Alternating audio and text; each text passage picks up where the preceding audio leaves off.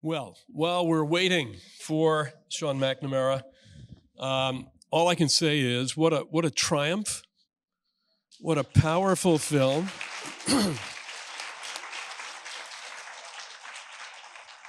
And we're going to get to the discussion here in just a moment, but I want to say there's some folks who are not sitting here on the stage, but who need to be introduced.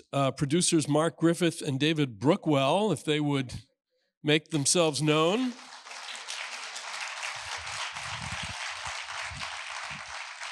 And an early and generous supporter of the film, Dr. James Truchard. Dr. Truchard.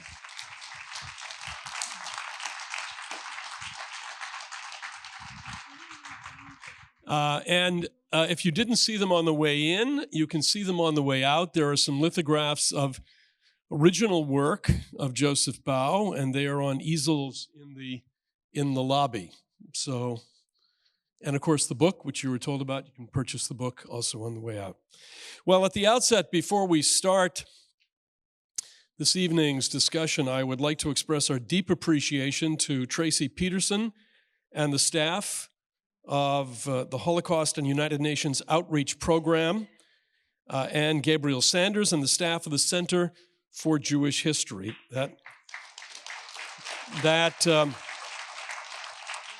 Along with the staff from B'nai B'rith's New York office, made this event possible. Our collective efforts to preserve Holocaust memory with programs like this are a critical part of what we all do.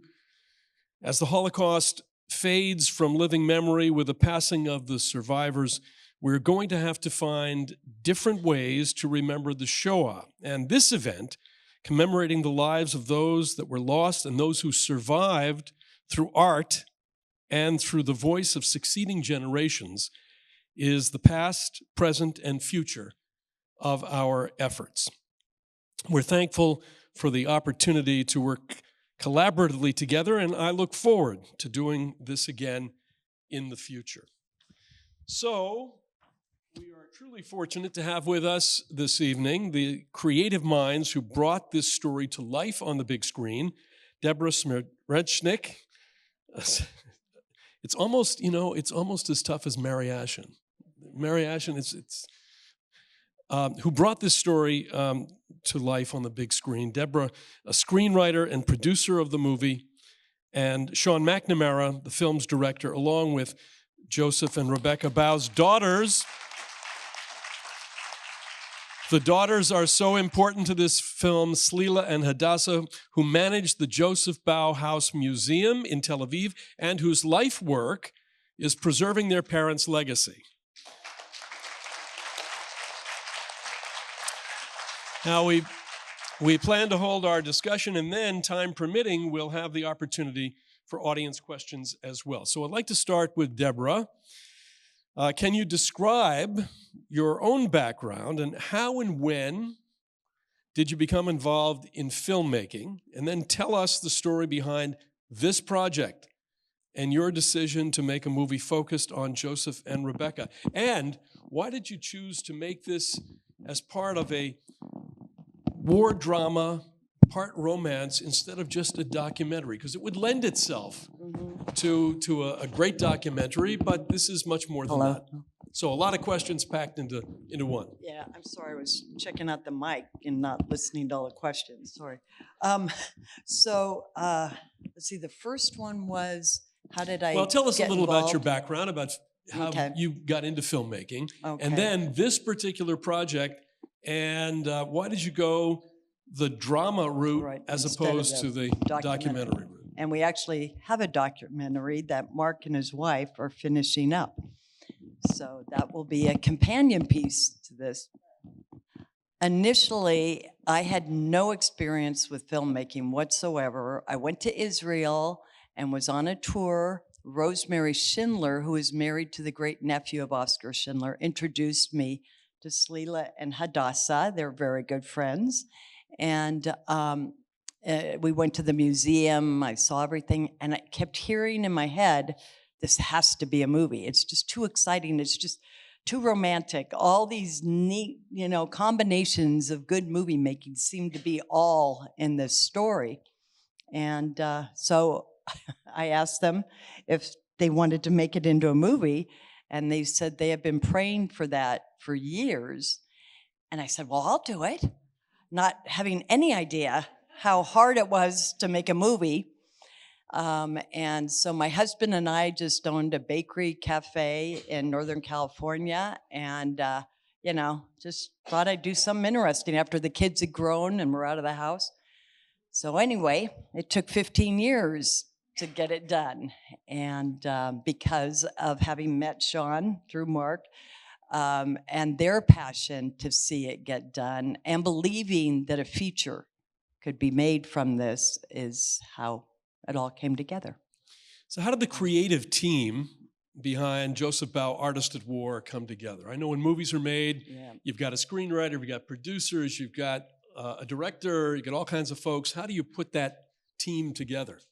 And especially having had no experience, I hired all kinds of people in the beginning, and nothing seemed to fit. I just kept getting disappointed with other people's way of possibly making this movie or writing the script. And then finally I just said, oh, forget it, I'll write it.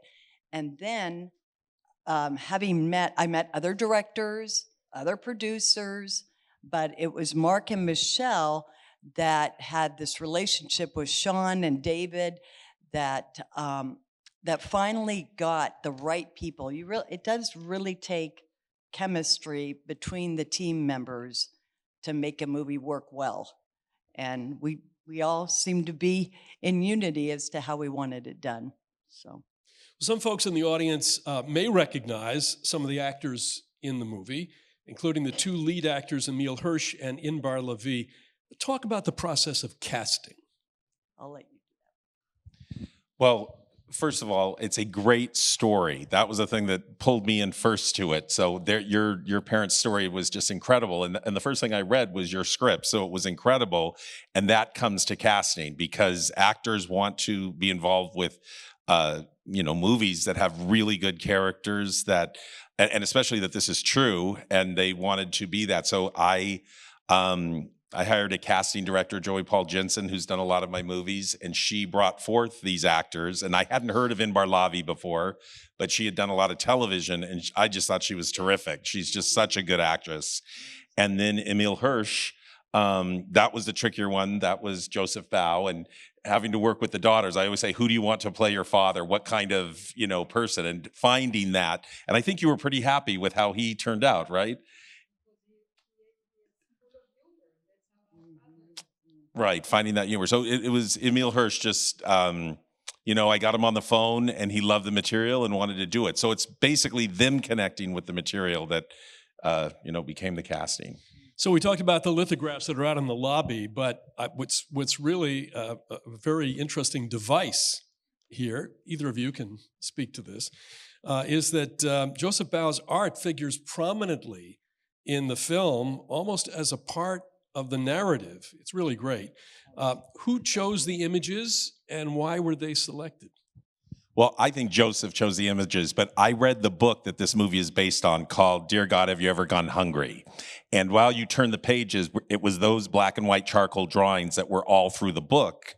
And they just kept talking to me. And when I went to the museum in Israel, they were there on the walls. And I was just like, oh my gosh, these have to be in the film somewhere. Like, remember the 20s films that would have something written and then they would pop into the next scene? So I said, let's just do it with no words, just his images. And obviously he went on to do acrylic and oil and water-based and all different kinds, sculptures, everything.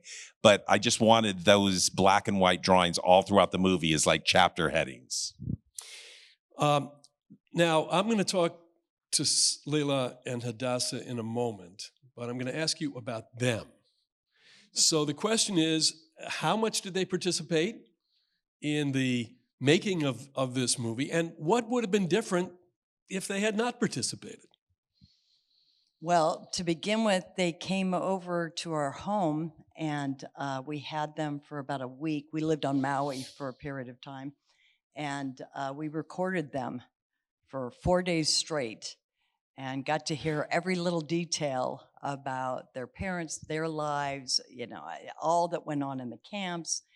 And I really feel like just the book wouldn't have done the lives justice. They really brought in the details of each of their parents' characters, their ways of loving life. Yeah, their joie de vivre that really kept us fascinated by them, where the book didn't capture that as much because Joseph was talking more about how he went through the Holocaust and all that he suffered.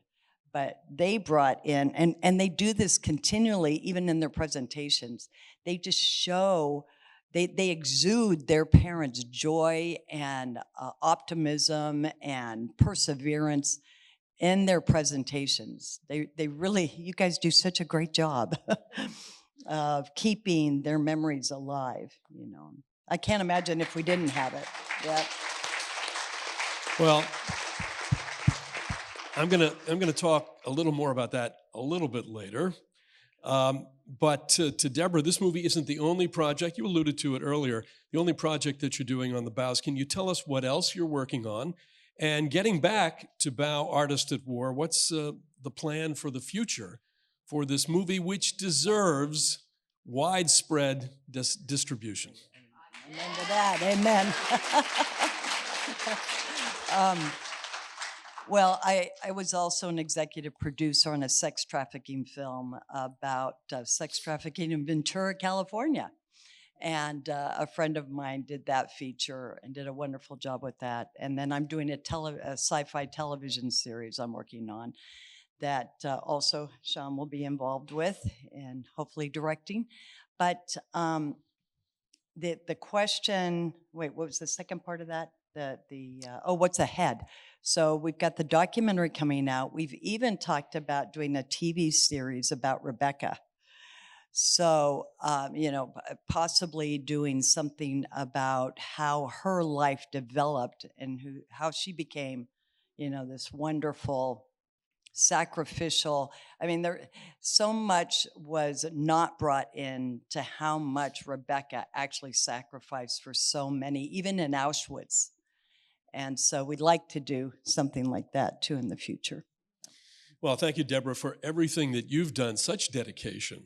Thank really you. to this story over the course of many years to bring this story to general audiences. We know that getting a film written and produced is no small task. We recognize that without your particular creativity and your determination, perhaps more than anything, we would not be sitting here this evening. So now I'd like to turn to Sean. A biographical drama about Holocaust survivors is maybe a little bit of a different project than what you're usually known for. What motivated you to get involved in this movie? Well, it started with the script. I read the script, and it was that pretty much what you saw up there was what I read. And I just couldn't believe it. I mean, life is hard with what we live today. And these two people found each other in a concentration camp. It's unheard of to me that could ever happen, that you could find love. And I just think there's a place for people who have a sunny disposition to bring that no matter how bad life gets, there is a way that you can get beyond that. And it took somebody like Joseph Bau. His personality is how he found the love of his life, your mom, and how he was able to save lives. And it just needs that positive thinking, and we just need a lot more of that. So that's what just pulled me right into the material. Was this a difficult movie to film? Tell us about one or two of the problems that you encountered along the way. There must have been a couple. Were the scenes shot in original locations in Europe and Israel or elsewhere? Tell us about that. Well, we started in 2020, and we were actually in Krakow scouting locations, Plaszow, which is now a dog park. But there's still pictures there. So we were figuring out how to do it there. And then COVID hit while we were in Poland.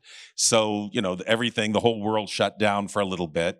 And then I just said, we will do B-roll in Poland, but let's just go shoot it now. Otherwise, I thought we would never shoot it. So we ended up shooting it in Vancouver because I knew the concentration camp I could build anywhere.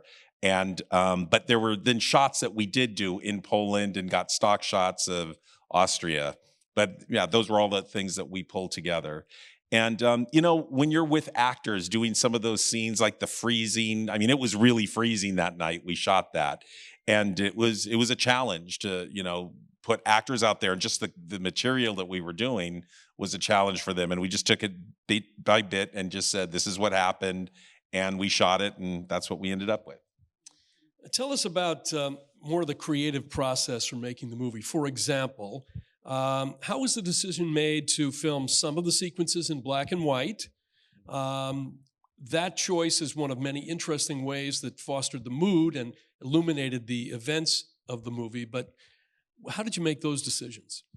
So the black and white decision with, you know, what was in the book, the black and white photographs was a big thing, but we had originally shot it in color.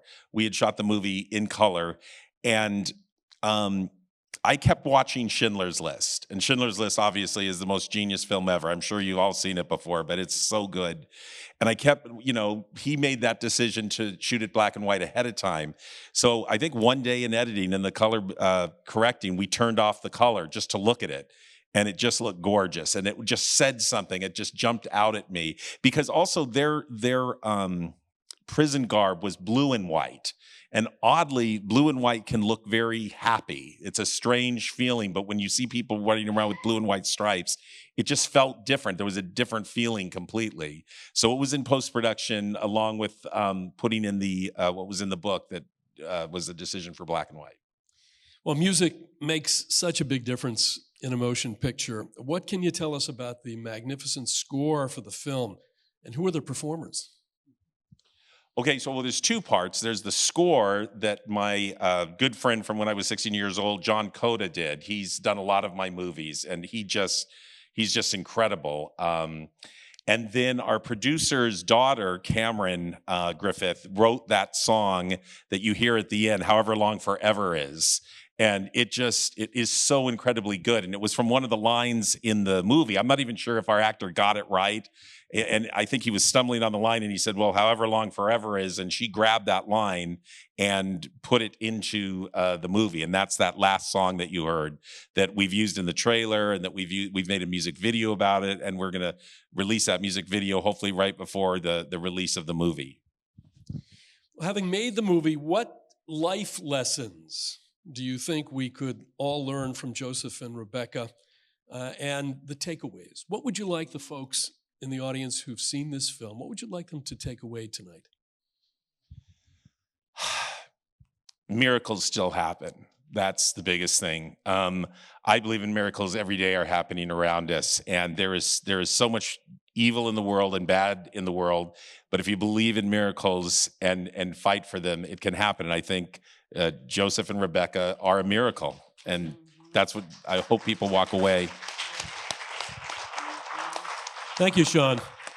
The movie was masterfully done, and I'm sure I can speak for the audience in saying that we all enjoyed watching it. Enjoyed, not the right word, I suppose. We were moved by this film. We look forward to it having a wider release. Deborah and I have talked about that. David and I just talked about it in the back, so that more people can learn about these two incredible people, Joseph and Rebecca. So finally, I want to turn to the two people in the room who knew Joseph and Rebecca probably better than anyone else, not probably, better than anyone else. Their daughters, Hadasa and Clila. I met the sisters, as they are often called in shorthand by their friends, when I had an opportunity to visit the Joseph and Rebecca Bau Museum in Tel Aviv, and we'll talk about that a little bit later. These are two incredible individuals, as you will soon learn. But before we talk about your parents and your response to the film, I want to acknowledge your drive and your persistence in keeping their memories and their values alive, and for continuing to educate so many others about their legacies. You rarely see a devotion to parents as you see in the way Hadasa and Clila treat the memory and legacy of their parents. It's almost as if they were actually here. Their parents were actually here.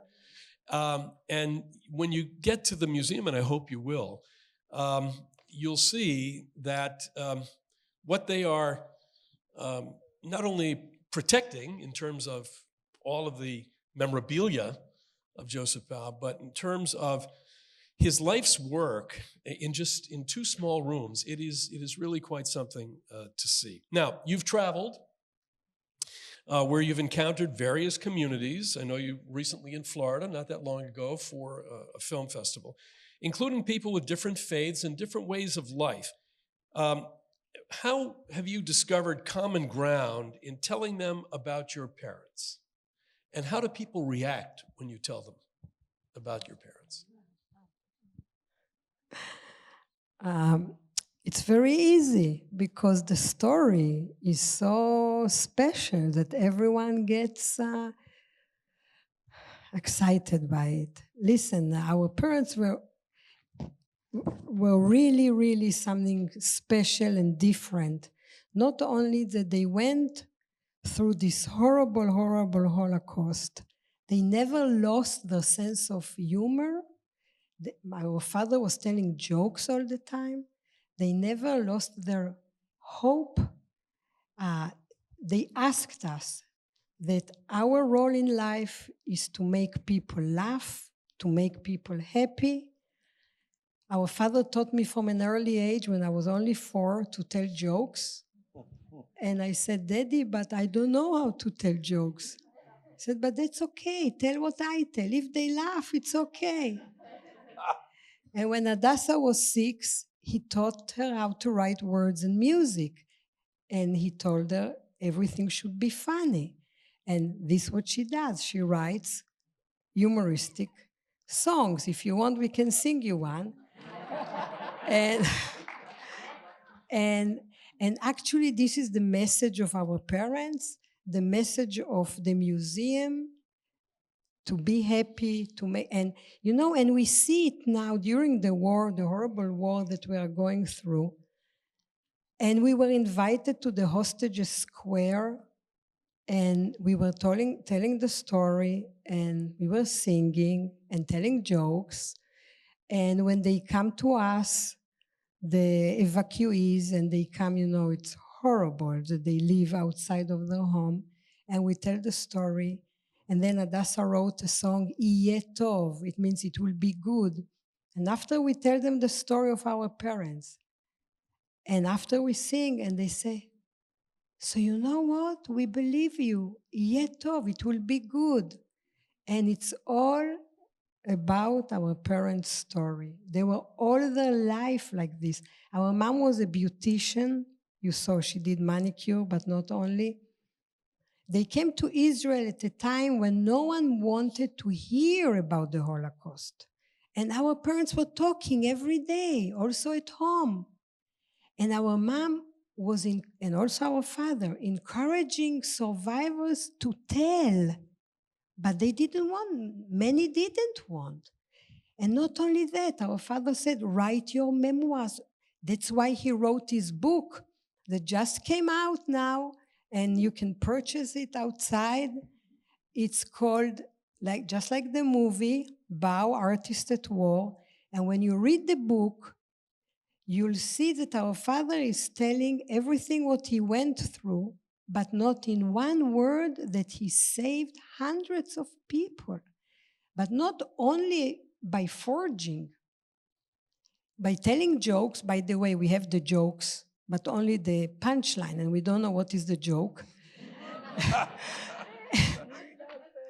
And he wrote poems in the concentration camp, beautiful poems. He didn't have paper. He collected the cigarette butts that the Nazis threw, and he wrote poems on them, 100 poems and 11 paintings. And yeah, here, this is a copy of the book. And if you want to read it, you need a magnifying glass. And also, you saw in the movie, he made cards. When he saw someone who wanted to commit suicide, he came and said, "Why do you want to die? The war will end, we'll have good life." "Oh, you're talking nonsense. No, leave me alone." He said, "Pull a card." "But who has cards?" He said, "I made." And then he pulled a card of a young woman. "You see, you are going to meet a beautiful woman." And then there is a wedding and 24 different paintings. 20 some years ago, someone came to us and said, "I am a lawyer," and that's what the movie is based on, because Joseph Bau told me that I'm going to be a lawyer. And that's how they were. They were very happy people, even though what they went through, and they lost all their family. Our father had only one brother survived, and his daughter is sitting right here, my cousin. Yeah.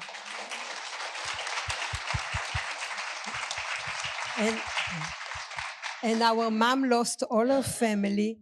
She found a brother, half-brother, after 35 years in Israel. Hadasa, people who saw Schindler's List were caught up in the narrative about your parents and that wedding scene. We all remember it. Tell us, what was it like growing up? When did your parents tell you about their stories? Because we know of many cases where the children of survivors never really heard the stories, or the parents didn't want to tell the story or couldn't tell the story. So when did you start hearing these stories? From our mom first drop of milk that she gave me, she told everything to Clila and to me, open completely. And you need to know, I am the queen of the panic. I am in panic. Something small that somebody tell me,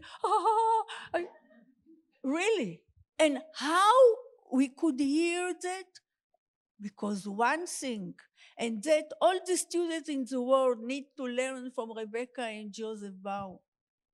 Everything after, joke. Our father create every day maybe 20 jokes. Something, and he painted them all the life. He came home and he said, "Oh, I come with my new joke," and he told. And when our mom was laughing, he waited, yeah? That all? Oh, this is crying, this is not laughter. And he erased the joke. But when our mom was laughing, maybe we can laugh all together. 1, 2, 3. Listen, he said, this joke will be in my book with the jokes. And really, he painted the jokes, unbelievable.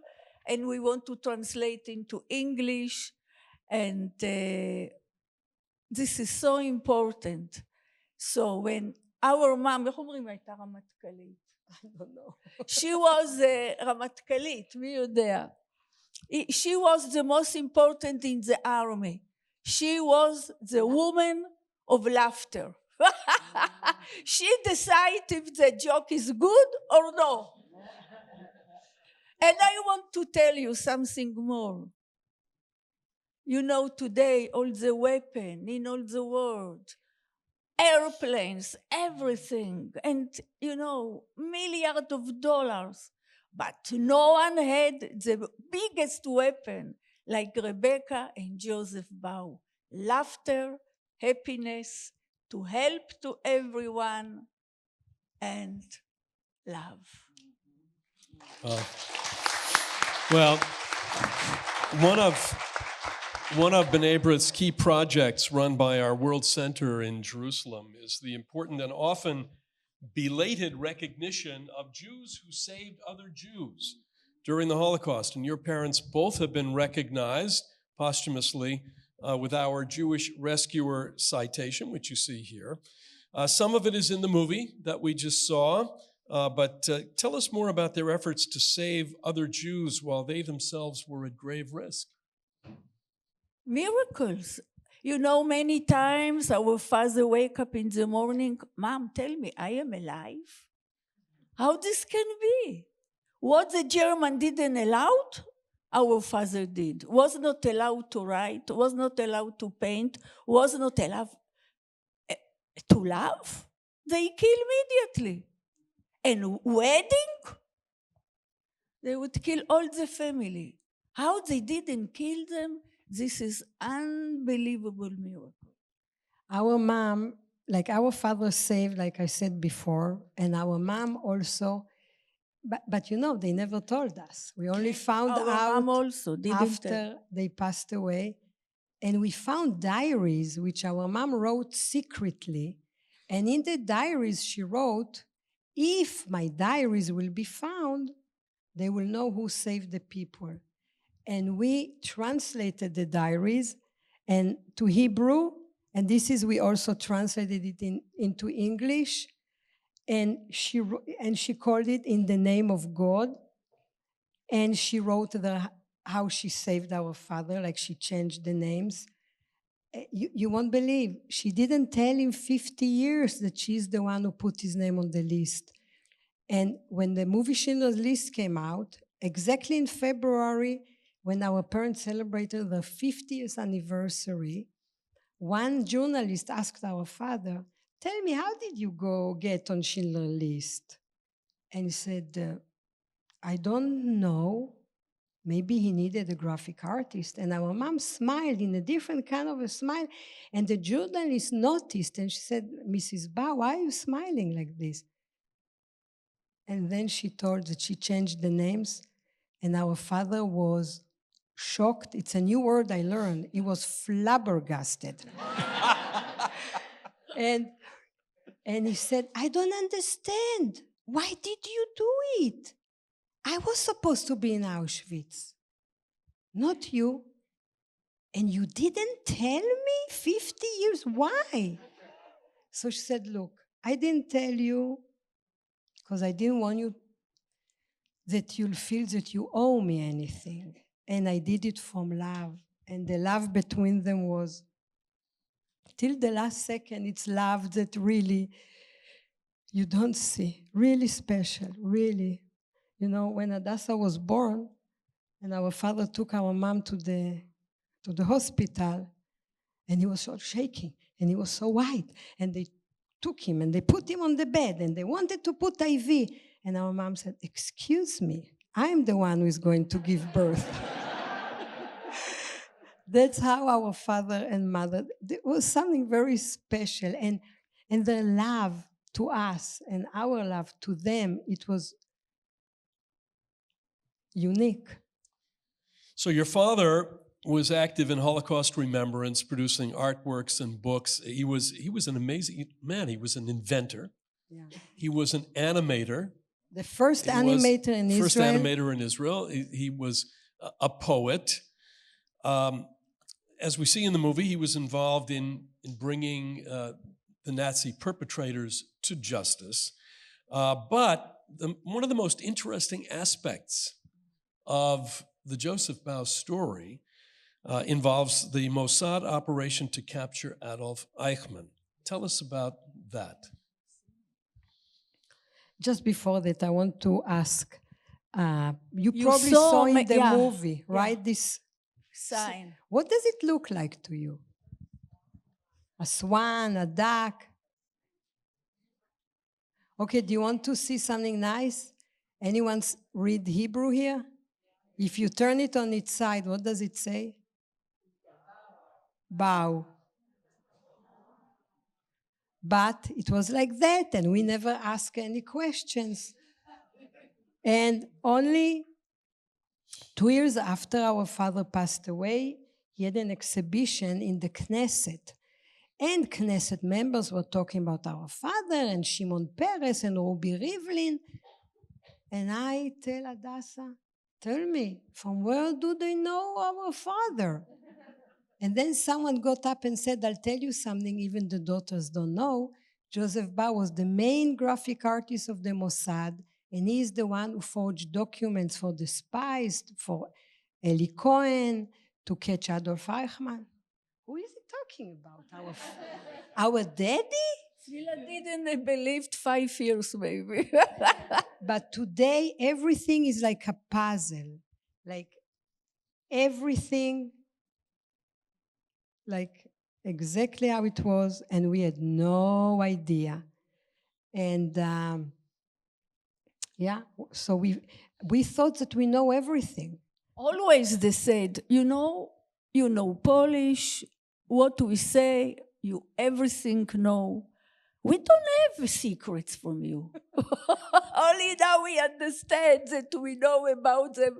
You know what, in 1,000 years we want to know even how many things they did and they never told. And they came to also now many spies and they tell us things. And I said, oh, okay, I will photo you or give me your name. No, you don't know anything. And what they tell, people told us we need to write a book. Maybe we will write, yeah. Well, you know, when I hear the story about Eichmann and Eli Cohen and I mean, all the other things that he did, your father, it just underscores what a Gibor Yisrael, what a hero of Israel this man really was. So the final question, The Jewish world. for all, yes, of course, for the Jewish people. He's the one that our father said to her father. She said she can come and say that. The one, could you Yeah. Bernice? Bernice? Is Bernice? tell them what Bernice said? Here, yeah. Joseph Bau was responsible for aiding my father evade capture for quite a while because my father was working under false papers. My father could pass because he was blonde and blue-eyed, so he could pass. Who knew that such a person from a Hasidic family could pass as an Aryan? And it was under the false papers of Joseph Bau. The only reason my father did end up being arrested and sent to Warsaw was because somebody turned him in to the murderer. Wow. But he bought him time. Who knows what would have happened to my daddy if he had been taken earlier, and I would not be here to tell the story. Well, thank you. Thank you. So we've got a little bit of time for questions from the audience, but we have one more question for you, for the sisters. Tell us the status of the Joseph Bau house and efforts to preserve it. Now, I have been to see this museum. You see the actual studio of Joseph Bau, and one of the interesting things is that TripAdvisor has given the Bau Museum its top award, and it's fantastic. Yeah, we were So- chosen in the top % of all the attractions that are recommended worldwide. So if everyone in this room, the next trip you make to Israel and to Tel Aviv, it's on, remind me, Berdichevsky Street, correct? Be sure to go. But now tell us about the status of the museum, what's going on now to preserve it. Okay. So our museum is very, very unique. It's the only museum in Israel, and I think maybe in the world, that combines from Holocaust to the rebirth of Israel. Our father was the first animator. He built all the equipment by himself. Everything is in the museum. He built the smallest movie theater. He built the movie projector. Everything what he wanted, he built. And it's full of paintings about the Hebrew language. He loved the Hebrew language. He researched it. He came to Israel, he didn't know any Hebrew. And the place, now the building is going to be torn down, and we will have to leave, but it's not the end. we think it's a new beginning to build a new museum, and we would love if you could take part in it, and together we will build a museum. Look, it's our legacy and it's your legacy. And together we can do it for future generations. We see how soldiers are coming to us, how it affects them, the pupils. Tourists used to come a lot now because of the war, not. And the story and the museum is moving them, and it's a different perspective about life. And anyone who would like to join us in this new project, we will be very, very happy. And thank you. Okay, so thank you. Thank you. We'll take a couple of questions. And are there mics? Yes, that we can use? Raise your hand if you have a question. One down here in front. What? There's going to be a mic which you can use right behind you. There you go. You know, I'm a painter and I have a question mic on? for Sean. No, it's up. Yeah. Oh, I'm sorry. Sean, I'm a painter, and my question is, those cards that he made in the concentration camp, how many survived? That's a good question, but I'm going to ask you. And I have another question after that, but I mean just another statement after that. Because I think they're very important. All of them survived. Oh, wow. In this box. In that book? Is that book for sale? The box? This is cards. No, those are cards. Oh, they're cards. They're cards. Oh, he made them. Oh, my God. The original deck is in Yad Vashem. But these are copies, of course. And they are, you see, this is what I told you, a girl, Oh, they're beautiful. Thank you. Yeah. And it must have been so brave of him. It was so brave of him to take the risk after laboring in the concentration camp and then He did it in the concentration camp. What? He did it in the concentration. That's what I'm saying. Yeah. That's why I think it's so amazing. He was workaholic. He worked all his A workaholic. life. He worked day and night, one man. He worked alone. This is something that you can't, to see how he is working, so you need to look like that.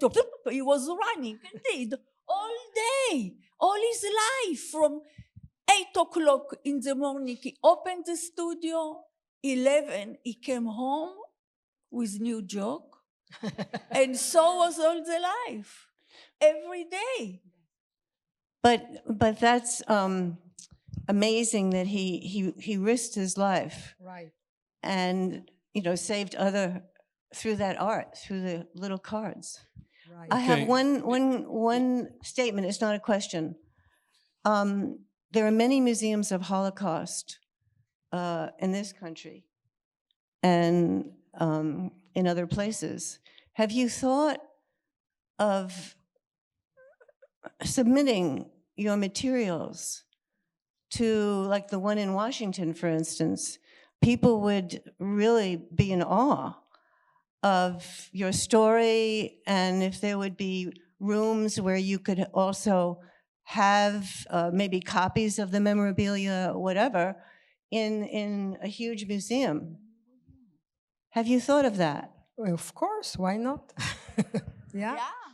First, we have to make sure that the museum in Tel Aviv Stays intact, is running. There are a lot of questions. The point that yes. Yes. No. Yes.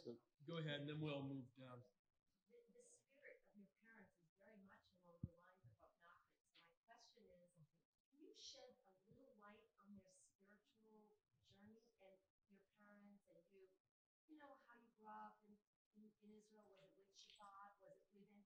Because Nachman was certainly alive and then died before all of this happened. I wonder whether or not there was any influence there. The spiritual journey. When I was 6, our father was big composer too. And he taught me to write words and music. And was not important the music, was not important the words, only that people will laugh. That's what he wanted. So actually, we will sing you a song that this song is, you will hear. They had one big, איך אומרים סוד? Secret, and we will teach you now the secret. And the secret is, be happy now. Not in 10 years or 20 years, if I will buy a new car or finish university. To be happy, we are together. This is the biggest happiness that can be. And we will sing you like that. We want with orchestra after we will make. Now we will sing it like that. And the song is, be happy now.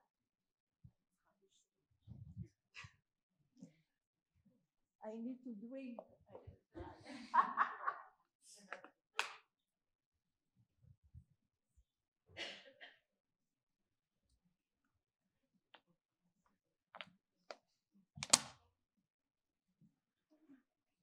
Be happy now. Do you know how? How, yeah. Be happy now. Do you know how? How, yeah. Joseph and Rebecca Bau always said, be happy now. Joseph and Rebecca Bau always said, be happy now. Be happy all together. Now you know how. How, use the hands. How, yeah. Like say meow now. Do you know how? How, meow. Never be too busy. Take it easy. Never be too busy. Take it easy. Be happy all together. Do you know how? How, yeah. Be happy now. Do you know how? How, yeah. Joseph and Rebecca Bau, they were laughing. Wow. Joseph and Rebecca Bau, they were laughing. Wow. Be happy now. Do you know how? How, yeah. Be happy now. Do you know how? How, Joseph and Rebecca Bau.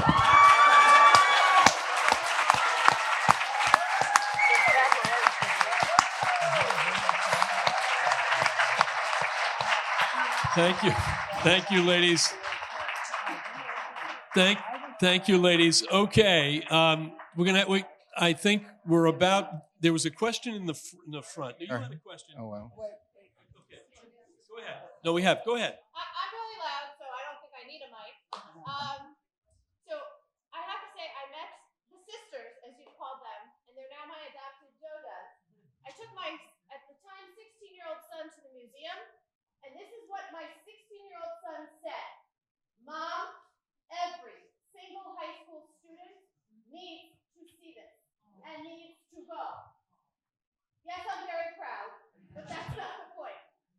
He even made them a piece of art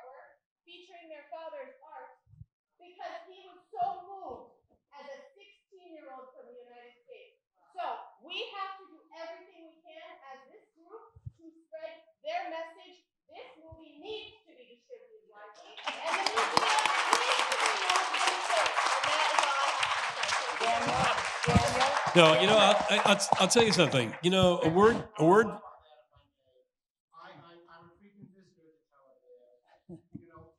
Is known throughout the world for what's called Bauhaus architecture. It's a certain style of architecture. The real Bauhaus is this one. This is the best Bauhaus in Tel Aviv. And as you see, look, these sisters are so authentic. You go into that museum, it looks like it's something, from the past. And my question to you is, can anyone from the Tel Aviv municipality who would have seen this movie approve demolition of the museum? Because the tam, that's Hebrew or Yiddish, the flavor of that museum is so, in my opinion, is so intertwined with its current location. And do the people in Tel Aviv, anyone who has seen this movie, could anyone who see this movie and approve demolition? So we are waiting for the movie to come out. We'll try. All right, let's do everything. No, but your point is well taken. If Joseph Bau, Rebecca Bau are the Giborei Yisrael that we know that they are, and Israel has many heroes. That it does. Your question is a good one. Not only waiting for the movie to come out, but to resolve the future of the museum to make sure that it's always there. we're going to close now, but I just want to use one word. You saw in the singing, and of course throughout the. I just want go to ahead. answer the woman's question. Go ahead. I didn't want you to feel that you were ignored. I can't remember who. About the spiritual side, of Joseph and Rebecca. I believe that Joseph writes about miracles all the time in his book, and he constantly brings up how he believes God orchestrated his life. So there's a big trust in God. And I think the daughters, they have decided not to stand one way or the other because they're afraid it'll cause division.